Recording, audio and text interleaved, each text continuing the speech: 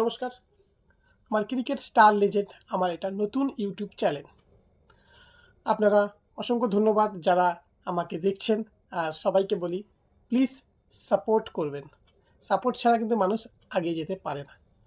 তো আমি চলে আসি খেলার খবরে। কালকে নিশাঙ্কা অসাধারণ একটা ইনিংস খেললো। অস্ট্রেলিয়া বাইরে চলে গেল, টি-20-র বাইরে, সুপার 8-এর বাইরে। জিম্বাবু তাকে আগেই হারিয়েছিল, সেই কারণে। কারণটা জানেন কি কেন বাইরে গেছে?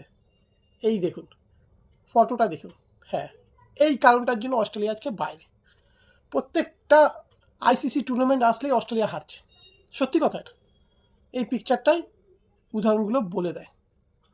নেক্সটে আসি। আজ সকালের খেলাটি দেখুন, নিউজিল্যান্ড ভার্সেস ক্যানাডা। ক্যানাডারও একজন ইউবরাজ আছে, সেটা জানতাম না। আজকে সেঞ্চুরিটা যখন দেখলাম তার, আমি জানতে পারলাম ইউবরাজ সামরা, 19 বছর বয়সের একটি ছেলে। অসাধারণ একটি সেঞ্চুরি করেছে টি-20 বিশ্বকাপে, যেটা আগে কেউ এত কম বয়সে করেনি। আগের দিনের পাথিরানার সেঞ্চুরিটা আর আজকের ছেলেটি হলো ইউবরাজ সামরা। গ্রেট নক ভাই। তো জিম্বাবুয়ে আর আয়ারল্যান্ডের খেলাটা মনে হয় হলো না, তবে এক এক করে পয়েন্ট দিচ্ছি। টেবিলগুলো একটু দেখে নিন, যে অস্ট্রেলিয়া যেতে পারেনি, ওর জায়গায় জিম্বাবুয়ে। তো ভারতেরও 3টে পরস্পর খেলা আছে, যেটা ভারতেই হবে, ওয়েস্ট ইন্ডিজ, সাউথ আফ্রিকা, জিম্বাবুয়ের সাথে। এগুলো হচ্ছে সুপার 8। আমরা এটাকে খুব ভালোবাসি, তাই আমরা জিতি।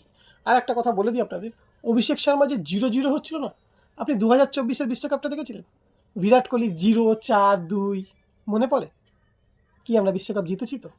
তো এটা আপনারা ধরবেন না যে 0 কে করছে কাকে। আর ভারতীয়রা আমরা কাউকে গালাগালি করি না, সিরিয়াস, আমরা কাউকে গালাগালি করিনি আমাদের ভারতীয়দের, যে জানি ওরা খেলবে।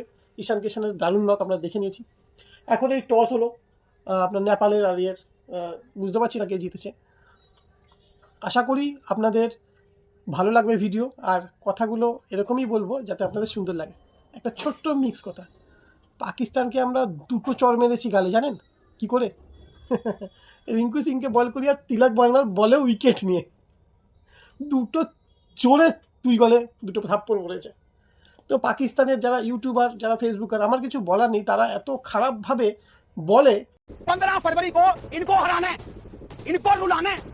इनके चेहरे रोते हुए एम्बैरेसमेंट के साथ ये कोलंबो से वापस मुंबई जाएंगे, और इनकी हार की आवाजें कोलंबो से जाएंगे मुंबई।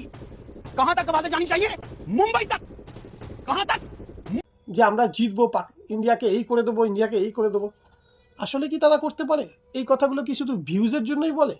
দেশকে কেউ ভালোবাসে না? ভিউজ আসবে, পয়সা আসবে, এর জন্যই কি তারা বলে? হতে পারে তাই।